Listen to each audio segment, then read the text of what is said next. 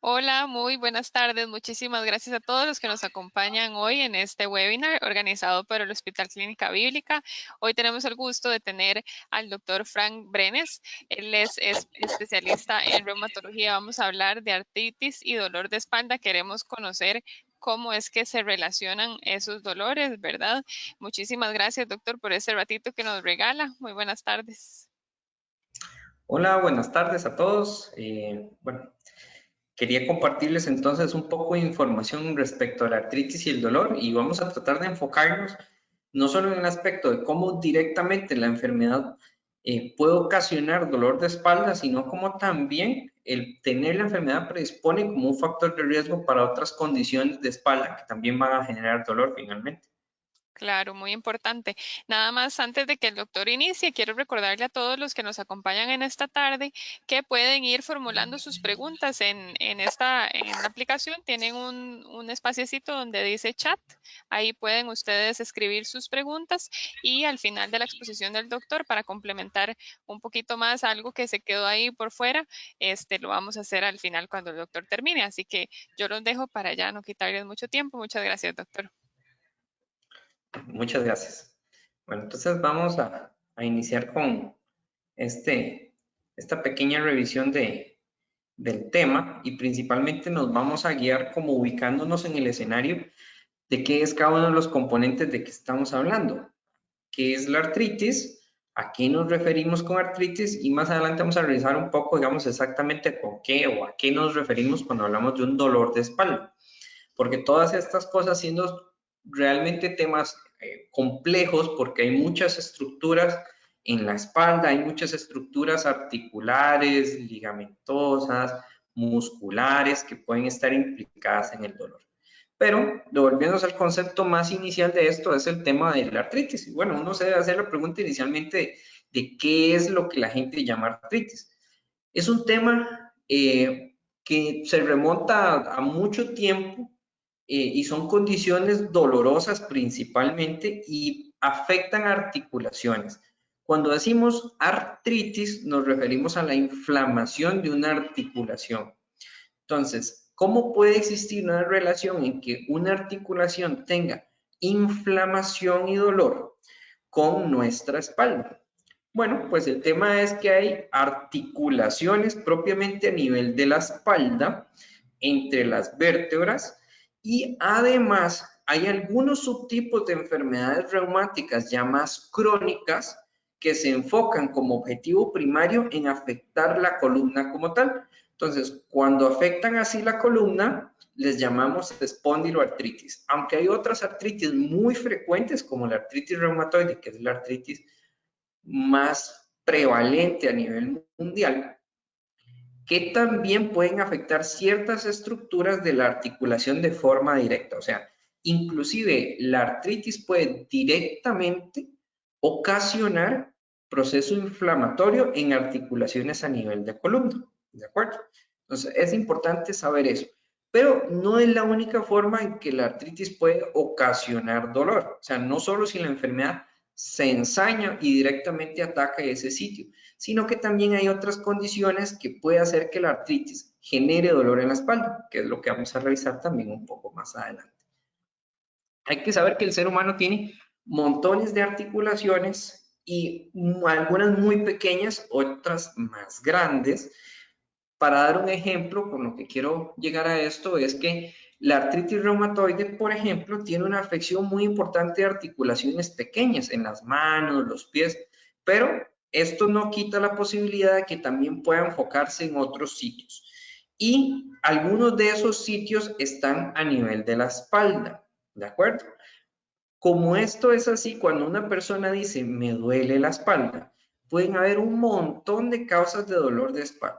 Entonces pueden uno tratar de buscar esos puntos específicos, ubicar bien dónde viene ese dolor y ver si hay datos de lo que el paciente tiene, padece, sus antecedentes familiares, que suponga un riesgo de que el dolor de espalda de esta persona provenga de una artritis. Y la importancia de identificar el origen del dolor de espalda es que no hay un dolor de espalda que vaya a mejorar si no hay un diagnóstico adecuado de la causa de por medio. Porque Si yo tengo una artritis que está afectando la espalda y me enfoco en un tratamiento distinto al que se requiere para una artritis, mi dolor de espalda no va a mejorar. Y es más, está la posibilidad que el mismo progrese. ¿De acuerdo?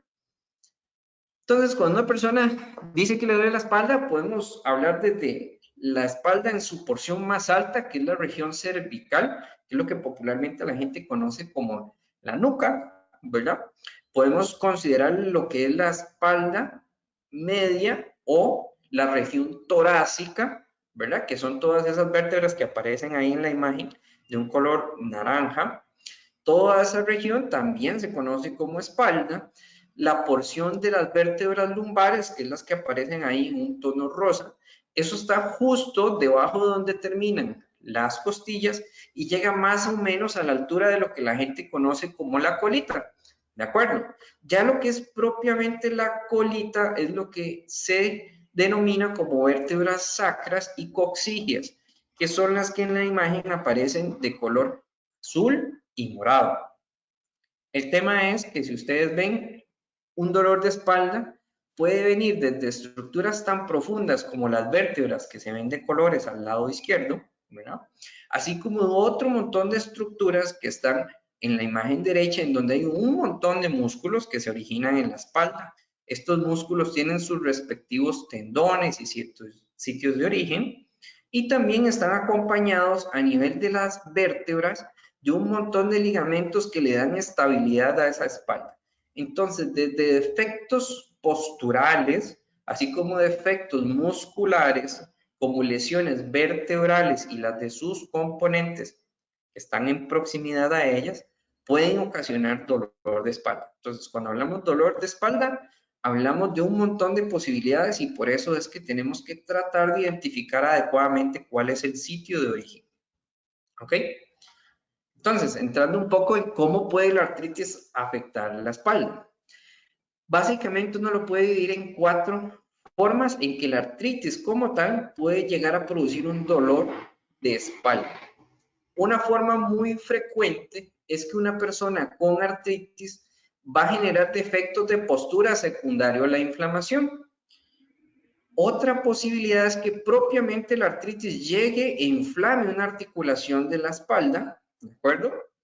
Además, el tener una artritis y que ella esté crónicamente activa produciendo enfermedad puede favorecer el proceso que llamamos desgaste articular. Ese que, pues en cierta medida, todas las personas a lo largo de la vida vamos a desarrollar algo de desgaste o algo de pérdida de esa estructura normal por el uso, pero en estas personas va a tender a ser acelerado totalmente por la enfermedad de fondo activo. Y otra posibilidad que a veces queda un poquito por fuera es generando osteoporosis secundaria. Si bien es cierto, la osteoporosis como tal no es causa de que a uno le duela la espalda, eso no genera dolor como tal, sí es un factor predisponente para que se generen fracturas de vértebras de forma espontánea. ¿Qué quiere decir? Que una persona con mucha osteoporosis en columna, que es frecuente verlo en las artritis, especialmente cuando lo relacionamos con el uso de algunos fármacos antiinflamatorios de forma muy recurrente, puede favorecer a que se desarrolle osteoporosis inclusive en personas jóvenes y de esa forma favorecer un riesgo de tener fracturas y que esas fracturas de columna, que pueden ocurrir hasta de forma espontánea o con una precipitación, una caída leve, ¿verdad? Pueden generar fracturas y producir dolores intensos de espalda, ¿de acuerdo? Entonces, como para ejemplificar un poquito a qué nos referimos cuando decimos defectos posturales. Normalmente la columna tiene una posición normal, que es la que ustedes ven en el centro, en la que está bien alineada, ¿de acuerdo? Si uno lo viese de la persona de atrás hacia adelante, ¿verdad? La persona va a tener una columna que más o menos tiene un eje que respeta la rectitud, digamos, de las vértebras unas apiladas sobre otras. Pero si, por ejemplo, una persona como el que se ejemplifica en esa imagen ahí de la derecha empieza con inflamación de una rodilla y la rodilla está inflamada, inflamada, inflamada, inflamada, esa persona no va a poder apoyar bien esa rodilla y entonces su columna secundariamente va a desarrollar una escoliosis porque la persona al tender a levantar la cadera y la rodilla para no apoyarla, su postura no es normal. Y entre más se cronifique esto, va a generar más escoliosis. Usualmente estas son escoliosis secundarias al dolor, que aquí ¿cuál es la causa correcta? Bueno, pues en realidad es la artritis propiamente. Lo que hay que hacer es aliviar la rodilla, aliviar la articulación, para que el paciente pueda tener una deambulación normal de nuevo. Ahora, ¿cuál es el tema? A veces, si esto se cronifica mucho en el tiempo, genera lesiones ya más persistentes en la columna.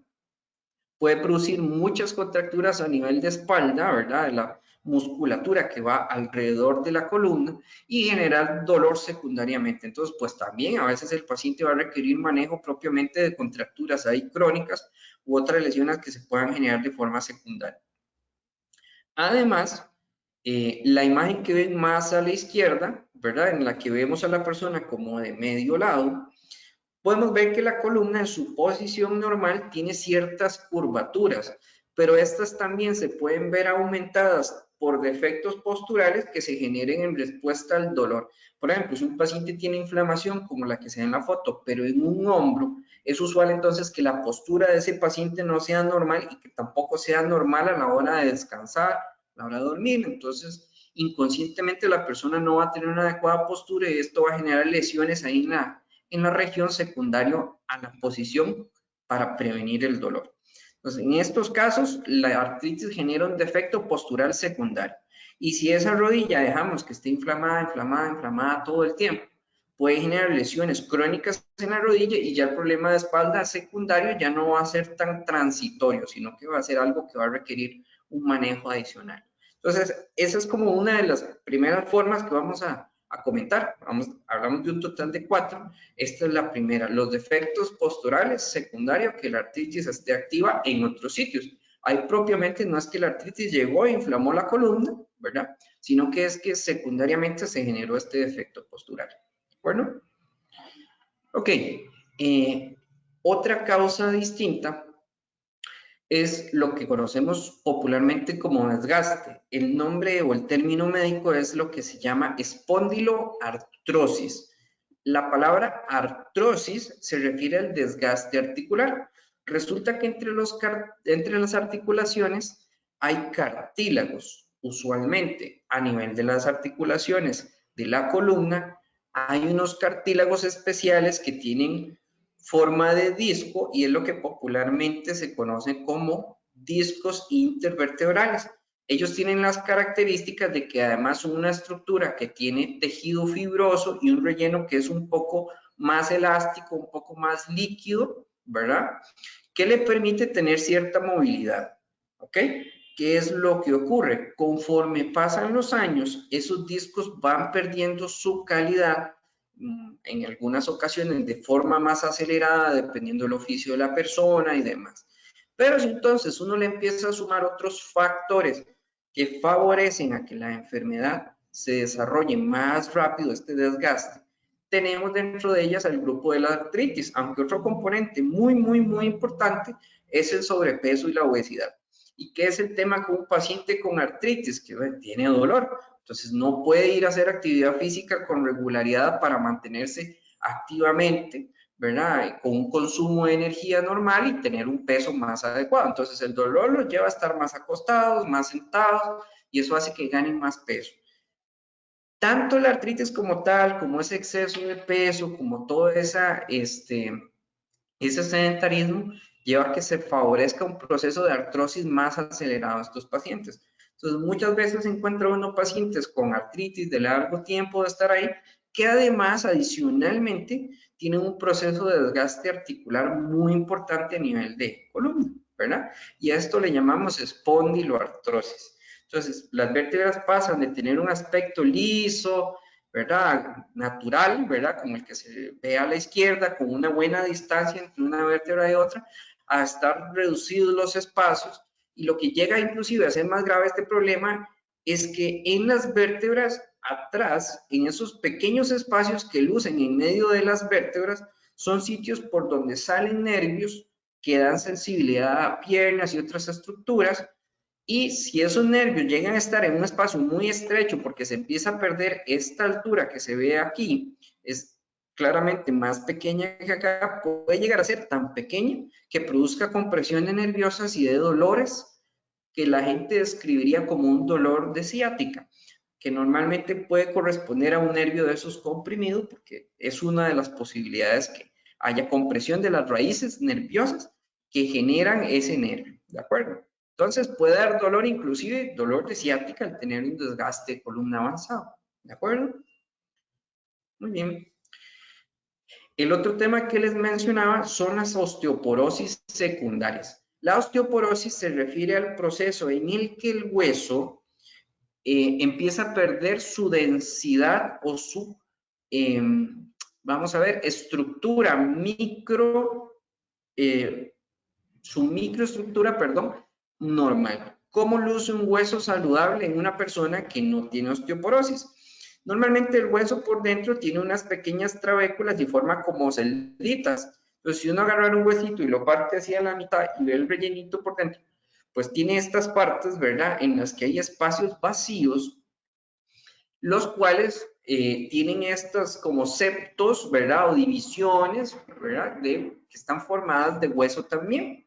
Y a eso le llamamos hueso trabecular, porque tiene esas celditas. ¿Ok? Ese es el hueso normal.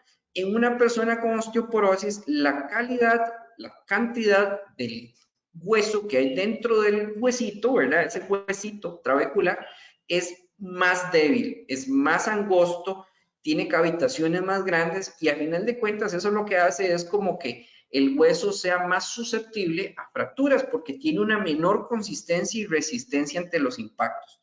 Entonces, sabemos que pacientes con artritis, si su enfermedad permanece activa por mucho tiempo, pueden desarrollar problemas de osteoporosis tempranamente, aun siendo hombres o mujeres jóvenes para este problema. Normalmente la osteoporosis va a ocurrir con mayor frecuencia en las mujeres en su etapa de posmenopausia, cuando los niveles de estrógenos ya no son los mismos.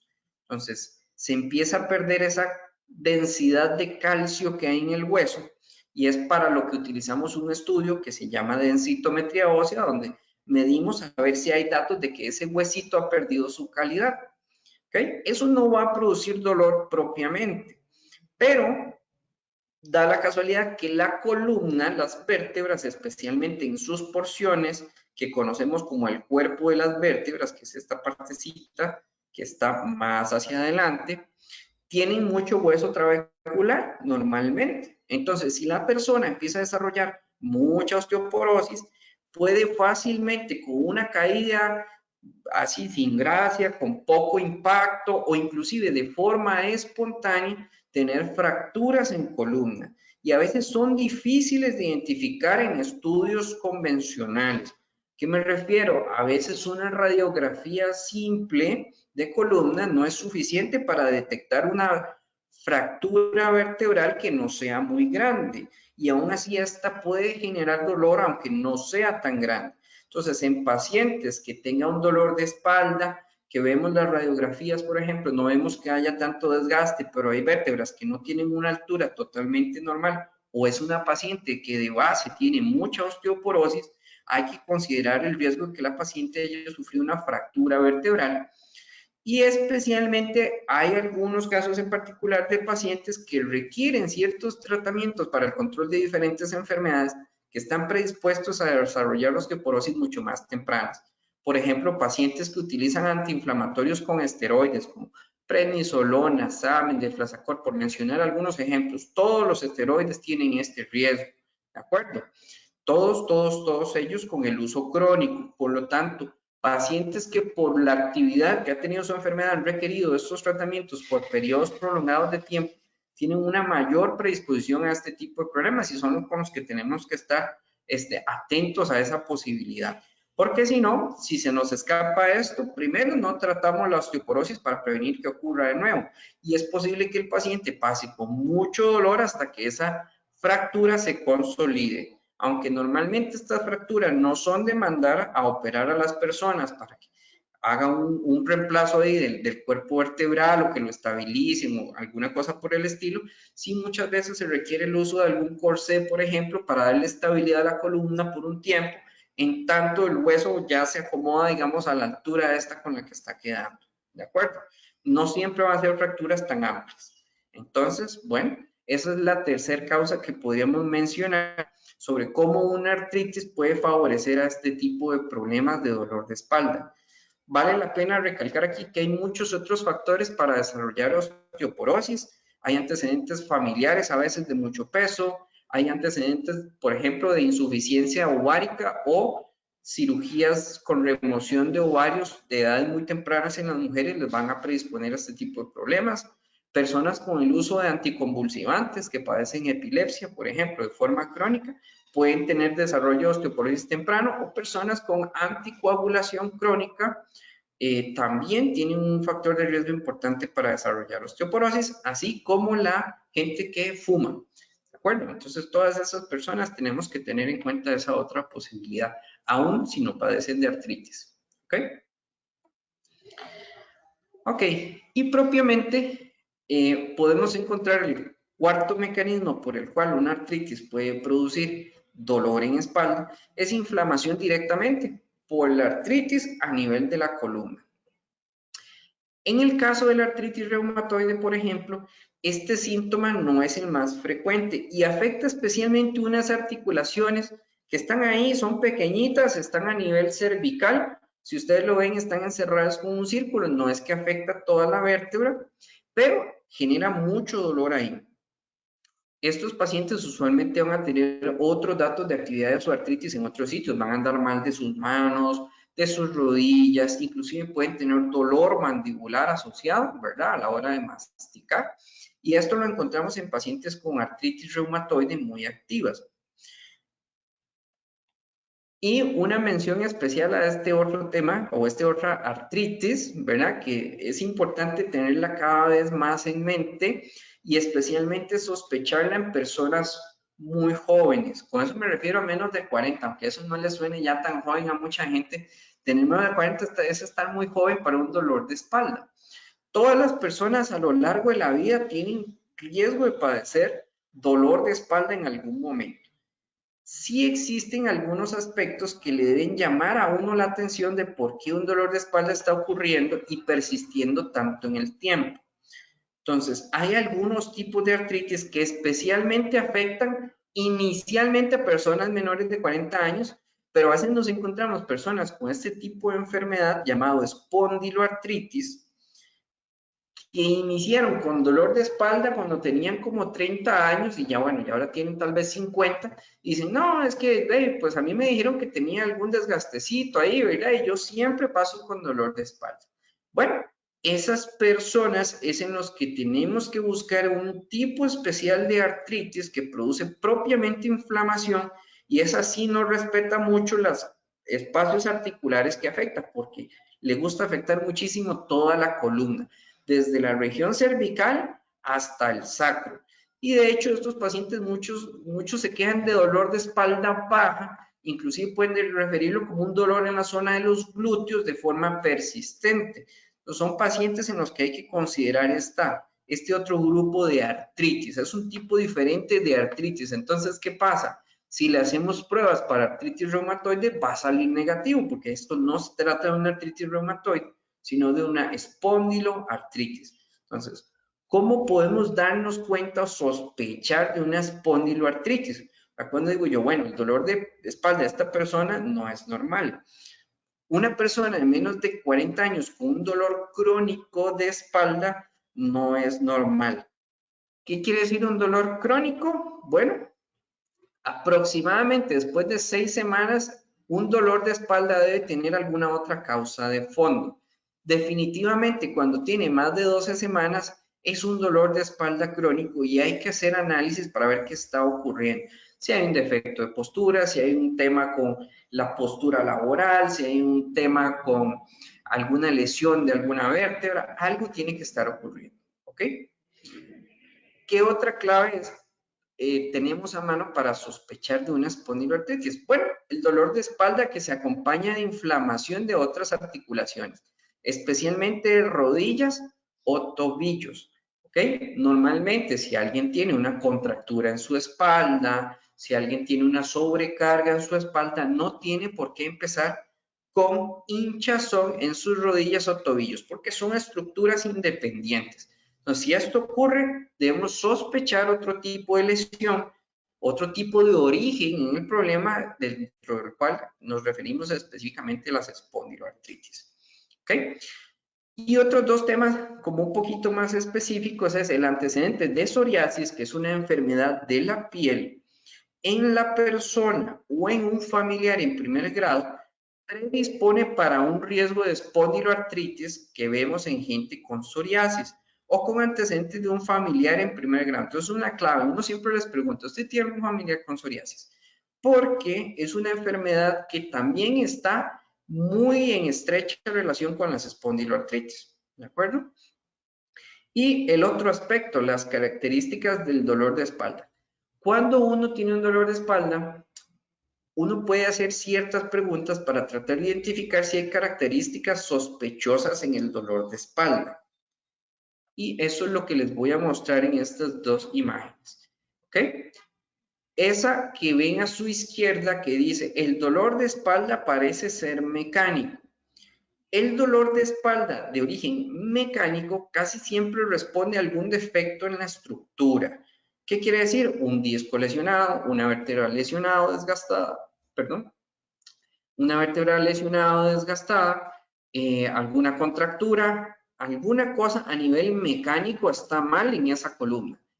¿Qué se refiere al dolor de tipo inflamatorio? Bueno, es un dolor en el que la estructura probablemente está normal o no tiene una alteración mayor que justifique el dolor y que va a sugerirnos una causa tipo espondiloartritis de fondo. Entonces, vamos a hacerlo así como la diferencia entre uno y el otro para entender bien a qué se refieren estas características. ¿Ok? El dolor de espalda mecánico en su inicio puede desarrollarse súbitamente. El característico es que alguien se agachó a juntar algo, se levantó y se quedó trabado. Y de ahí empezó el dolor, dolor, dolor, dolor. ¿Ok? Eso usualmente es que algo se lesionó en ese movimiento. ¿De acuerdo? El paciente con dolor inflamatorio no suele ser tan abrupto en el momento de su inicio, sino que los síntomas de espalda vienen acumulando cada vez más intensos, y usualmente empiezan en gente de menos de 40 años, ¿ok? Tal vez antes de los 40 no llegó a ser tan significativo para la persona, pero con el tiempo se vuelve más intenso, ¿ok? Otra característica del dolor mecánico, el dolor mejora cuando la persona descansa. Entonces, ¿qué hace la persona cuando se agachó y levantó algo y se quedó trabado? Va y se queda acostadito así, quietecito, porque con eso el dolor mejora, ¿de acuerdo? En el dolor inflamatorio, al revés, usualmente el paciente se da cuenta que entre más inactivo está, más quieto está, más le duele. Eso hace que normalmente el paciente se acuesta a dormir y a veces se levanta a la mitad de la noche porque le duele la espalda o se levanta el día siguiente con mucho dolor de espalda, cosa que no es lo habitual en la persona con un dolor mecánico. Esa gente descansa y se siente mejor. ¿Ok? Hay un término que nosotros nos referimos como rigidez matutina. La rigidez matutina se refiere que a la persona cuando despierta en las mañanas o después de un periodo de reposo se siente rígida o tiesa en términos comunes. Es como cuando la gente ve la expresión de un lagarto enyesado, ¿verdad? La persona está así como trabada de la espalda y siente que no se puede mover con facilidad, como si le faltase aceite. Y eso es una sensación que se puede tener por un periodo cortito en el dolor mecánico, no más de media hora. La persona con un dolor inflamatorio se mantiene con esa sensación de que está rígido y trabado de forma prolongada en el tiempo. A veces el paciente le dice, bueno, yo me levanto, doctor, en la mañana y toda la mañana, como hasta el almuerzo, yo estoy sintiendo como que se me afloja un poco la espalda. ¿Okay? Eso no es lo normal. Hay que buscar alguna causa inflamatoria de ese dolor de espalda. ¿De acuerdo? En el dolor mecánico, como les decía, el dolor puede ser por algún traumatismo y ahí lo podemos iniciar en cualquier edad. Entonces puede ser alguien joven, puede ser alguien con más años que ha acumulado más lesiones en su espalda. ¿De acuerdo? Y en las personas con el dolor inflamatorio, usualmente el dolor de espalda va a ser más intermitente. sea, ¿qué quiere decir eso? Que hay semanas que está bien, semanas que no está bien. Días que está bien, días que no está tan bien.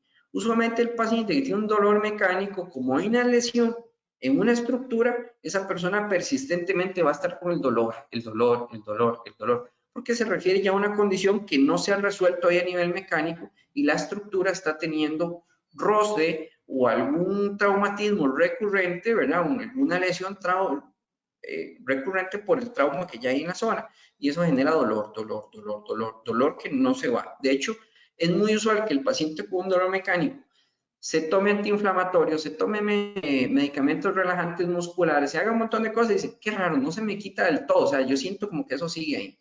En cambio, el paciente con dolor inflamatorio usualmente tiene una muy buena respuesta antiinflamatoria muy rápida, ¿verdad? Entonces, a veces esa resistencia a los tratamientos nos sugiere una causa mecánica en el cual hay que corregir la causa mecánica para que el dolor mejore propiamente. La pastilla no nos va a controlar también el proceso probablemente, ¿de acuerdo? Muy bien, básicamente esa es la información que quería compartirles. En realidad, bueno, para mí es un gusto siempre poder compartir algún pequeño espacio para hablar de estas condiciones. Muchas veces uno cree que las cosas le duelan, es lo normal, pero la verdad en la vida es que uno no debería pasar un puro dolor siempre y cuando uno tiene un dolor sospechoso hay que revisarse, ¿verdad? Algo tiene que estar ocurriendo. Ahora, el tema es que sí, hay dolores y molestias normales. ¿Sí? Por ejemplo, si una persona llega y un día decidió hacer su jardín nuevo o decidió cambiar las cosas de su oficina, de su casa, y le duele un poco la espalda al final del día y se siente recargado, es normal. Pero aquella persona que en realidad dentro de lo habitual está haciendo su rutina normal, empieza con un dolor persistente inexplicado, hay que revisar. Y si ya de base tenemos alguna condición que nos predispone, pues todavía con más razón hay que revisar qué está ocurriendo para tratar de corregirlos. En los problemas articulares, el tiempo es lo más importante porque entre más tarde yo en ser eficiente en corregir la causa de fondo del problema, más difícil va a ser que la articulación quede igual a como venía de fábrica, ¿verdad? Antes del proceso que la lesionó. Entonces, si uno se espera mucho, pues las lesiones pueden ser un tanto más irreversibles. ¿Verdad? Entonces siempre es mejor hacer prevención de esas cosas que corregirlas una vez que ya están muy avanzadas. Perfectísimo, doctor. Bueno, vamos a leer unas cuantas, vamos a ver. Dice por acá, don Manuel dice que él camina unos 10, 15 minutos y le empieza a agarrar dolor en la cintura, en la zona lumbar, que a medida que camina se va agravando. Ya luego le duele el nervio ciático a lo largo de toda la pierna Sí. derecha. Dice que desde muy Ok. pequeño él tiene escoliosis y lo que pregunta es, ¿qué le puede ayudar para esto? Si la fisioterapia o realizar como un bloqueo, ¿cuál es Ok. su recomendación? Sí, en pacientes que ya tienen una alteración en la estructura de la columna, como Manuel, que refiere que ya tiene una escoliosis, que es una anormalidad, digamos, en la orientación que tiene la columna, ¿verdad? Hay diferentes formas en las que puede estar. La corrección de estos problemas, cuando empiezan a generar compresión de algún nervio, va en escalada. Normalmente primero le ofrecemos al paciente, bueno, haga actividades físicas de bajo impacto, realice natación. A veces la caminata no es lo mejor porque el caminar genera cierto impacto y recarga sobre la columna y especialmente en las personas que tal vez cargan un poco más de kilos, si es el caso, porque entre más peso yo, más cargo mi columna cuando camino. Entonces, un buen control de peso y una actividad física de bajo impacto. A uno le encanta la natación porque es como donde uno pesa menos y pues es más sencillo que se acondicione la musculatura de la espalda sin recargarla tanto, ¿verdad? Eso en primer lugar. Luego, usualmente recurrimos a analgésicos en casos necesarios, terapia física para tratar de descargar la espalda, porque una espalda con escoliosis es una espalda contracturada, sí o sí, siempre, siempre se contractura. El defecto de postura hace que ciertos músculos estén más tensos por momentos y es esperable. Ahora, cuando ya hay datos de compresión de un nervio, pues depende del paciente, porque hay médicos, colegas que se dedican específicamente a hacer procedimientos como bloqueos. A la hora de hacer un bloqueo, yo puedo darme cuenta si de verdad es ese nervio el que está ocasionando el dolor o no.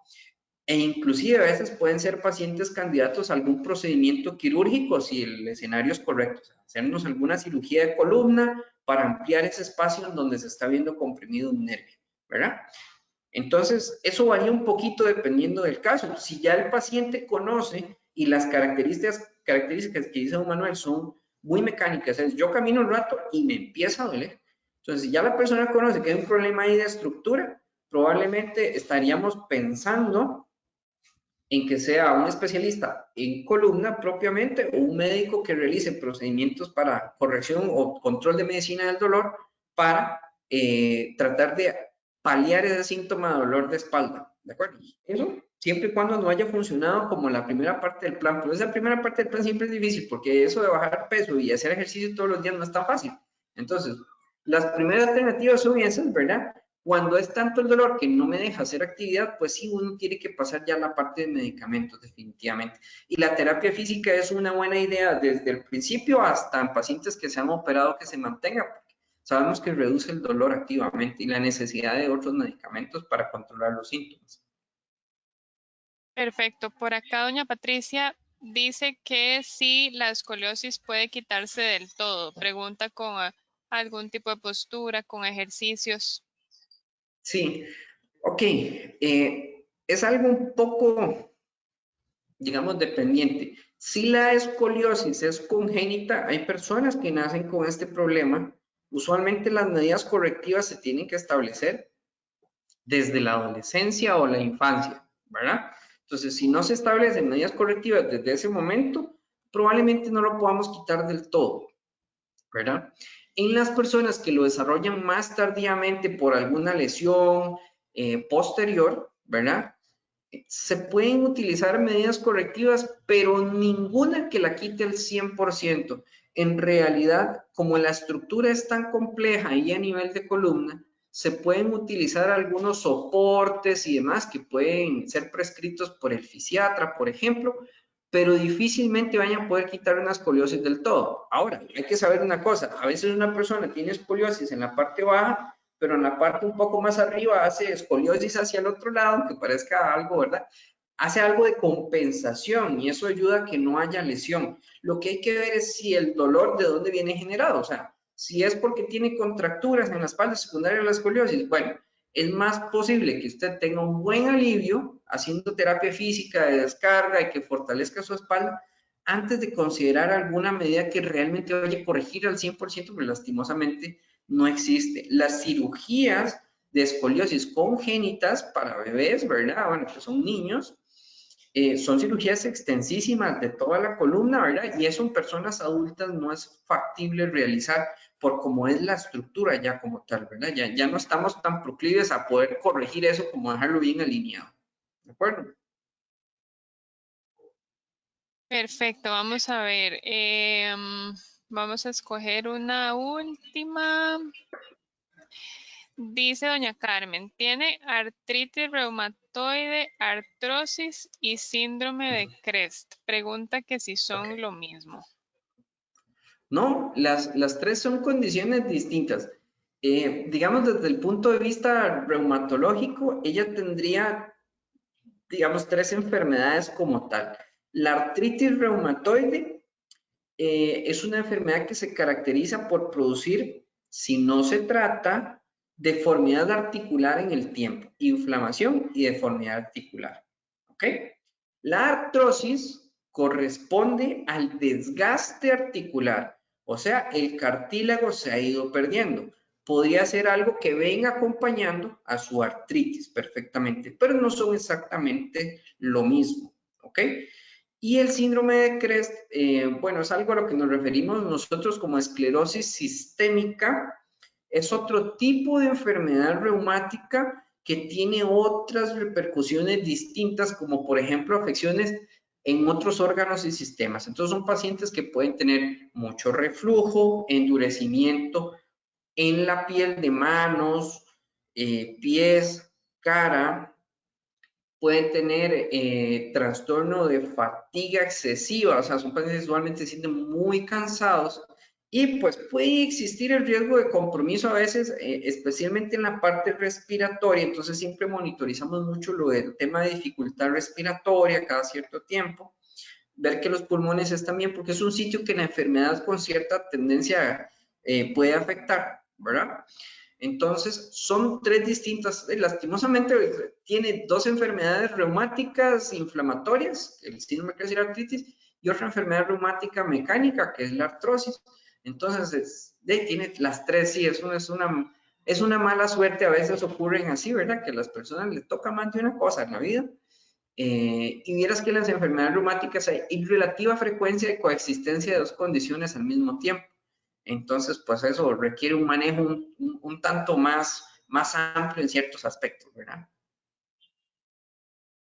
Perfectísimo, nada más voy a escoger una más porque sí hay muchas, entonces para tratar de evacuar la mayor, ¿verdad? Todas las preguntas que se puedan.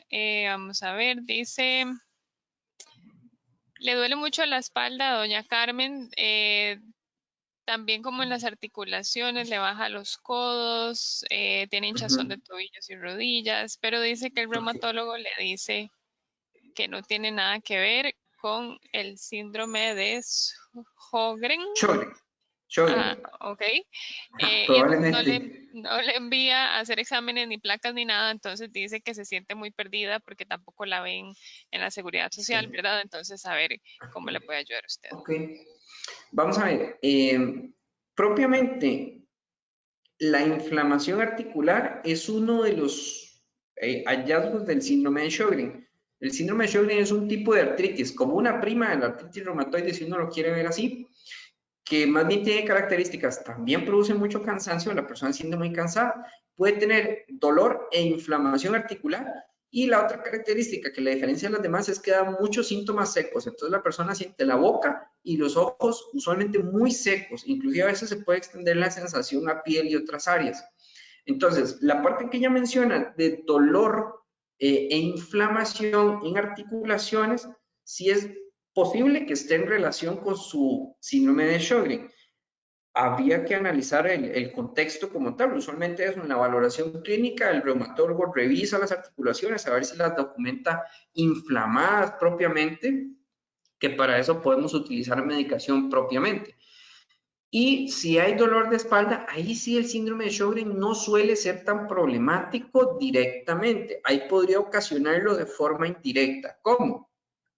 Que le haya generado artrosis secundariamente o que la persona per se, por su oficio, lo que ha hecho en su vida, ya tenga algo de artrosis en su columna, que es lo que llamamos espondiloartrosis o desgaste de columna, ¿verdad? Y que ahí tenga otra causa del dolor. Hay que saber una cosa, el desgaste no produce hinchazón articular. Eso es lo importante diferenciar entre artritis y artrosis. Entonces, la persona puede tener las dos cosas, pero si está haciendo hinchazón articular, inflamación, es la artritis la que requiere su atención, o sea, esa enfermedad inflamatoria. Si es la artrosis generando dolor, que a la artrosis le encanta la columna, es de los sitios que más afecta, esa requiere otro tipo de abordaje y no es con lo que nosotros llamamos antirreumático, sino es evaluando cuál es la causa de ese dolor. Entonces, empezamos haciendo el análisis de si hay desgaste, que si hay lesión en alguna estructura ahí, si hay algún nervio comprimido, era lo que les mencionaba. Cuando hay mucho desgaste entre dos vértebras, el espacio se puede volver muy pequeño y puede comprimirse algún nervio, inclusive si hablamos a nivel de cuello, puede dar un dolor que baje hacia la mano, o si hablamos de espalda baja, puede dar un dolor que baje hasta el pie inclusive, porque se comprimen nervios que son los que dan sensibilidad a esas zonas. Entonces, usualmente cuando uno sospecha que hay un nervio comprimido porque el dolor baja, ¿verdad? Persistentemente de un lado como una descarga eléctrica o como una quemazón o como una plancha caliente, a esos pacientes hay que hacer estudios por la parte de artrosis y compresión de nervios, ¿verdad? Excelente, doctor. Bueno, abarcamos creo que todos los temas que tenemos en las consultas. Igual recordarles a todos los asistentes que este webinar se sube al canal de YouTube de Hospital Clínica Bíblica para que ustedes puedan volver a escuchar al doctor, que puedan compartirlo con algún familiar o compañero, ¿verdad? Que ustedes sepan que necesita conocer un poquito más. E igualmente siempre pueden, ¿verdad?, acudir y llamar a nuestro centro de contacto, que es el 25 22 10 00, y ¿verdad? Pedir una consulta con el doctor Frank Brenes, que lo tuvimos esta tarde con nosotros. Muchísimas gracias, doctor, por el ratito que nos Bueno, regaló. muchas gracias, un gusto y gracias por la atención y las preguntas. Que estén muy bien. Feliz año y feliz Navidad para todos. Igualmente, y muchísimas gracias también a todos los que se conectaron esta tarde y nos vemos en un próximo webinar. Hasta luego. Gracias.